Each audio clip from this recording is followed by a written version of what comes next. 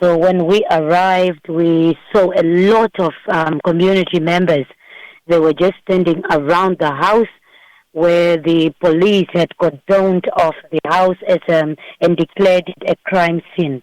A lot of community members could be seen, and most of them were basically angry, confused, and some were sad, especially the family members, the relatives of the people that had died in the incident.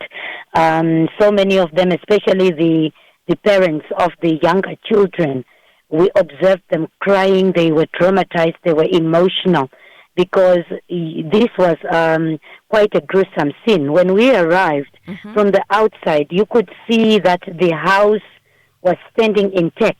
It looked as if there was no fire incident. However, when you enter the house, that's when you realize that something horrific had happened in there. The room in which the 6 people had died was the only room that showed these horrific signs. There were burnt beds. There was a burnt bed and a mattress, as well as blood on the floor. It was such a graphic scene. It was really, even the police officers were telling me that is a scene that is not for the faint-hearted. It was really, really horrific. There was blood in the room, and also on the walls you could see handprints, as if somebody was screaming in horror when this incident was happening. So, on Saturday it was a very, very somber mood in Usakos. Everyone was shocked because they were questioning what the motive was behind this whole incident. And also at that time, there were still no suspects. There was only a witness and a survivor from the incident. When we came today to attend the court appearance of the suspect that had been arrested in the case, it was again another somber mood. We saw a lot of community members as well as the family members marching in the streets. They were all dressed in black, and they were singing those songs that you hear at most funerals. It was so sad. You could feel the emotions. People were crying, and we saw the church leaders. They turned to prayers, and they were asking and urging the community members to basically do something and stand together in unity to see and ask what exactly was the motive behind this and what were the factors that might have led to the 17-year-old suspect to have allegedly committed those gruesome murders. So it was really, really sad. The family members also could be seen outside the court, and they were crying, they were emotional, they were traumatized, and like I earlier indicated, also confused because so many questions are unanswered currently. Okay. Now, Renate, can you just help us know more about the family victims, their identities, names, and ages? Well, according to the statement that was released by the police, the victims were or are is a 90-year-old pensioner, female pensioner by the name of Elizabeth Nuses. She was the grandmother to the alleged perpetrator of this crime. And then there is also Fanny Nuses.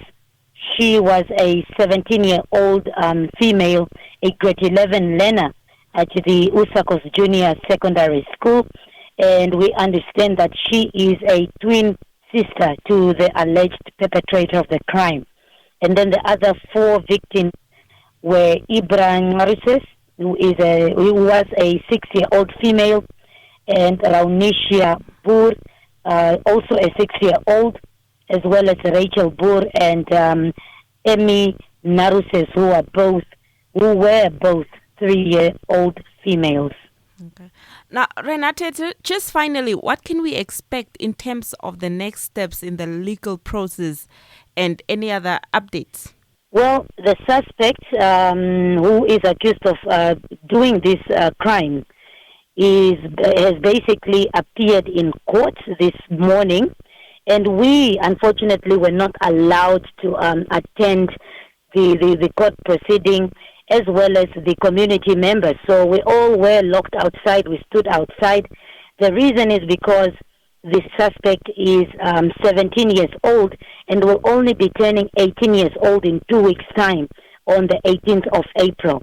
So in the eyes of the court and the police officers, he is considered a minor, and that means that he cannot be filmed by the media, or the members of the family members and the members of the community can also not be allowed into the court proceedings, because the suspect is basically a minor. So we are unable to release his name or publish his face, his image anywhere. But we understand that during the court proceeding, the state opposed bail, and they asked that the bail shouldn't be granted to allow further investigations. And the state also says that a social worker basically needs to come and perform a screening or a psychological examination on the 17-year-old minor. So this suspect has been transported to the Narraville police station at Walvis Bay after his appearance. This is where juveniles are normally detained. And the police have informed us that also the reason why they've relocated him to Narraville is for his own protection, because some of the community members are literally angry and they might take matters into their own hands. So we are expecting this case to come back to court on the 28th of May, and we will be able to hear more details. The person's, the suspect's name will also be released by that time,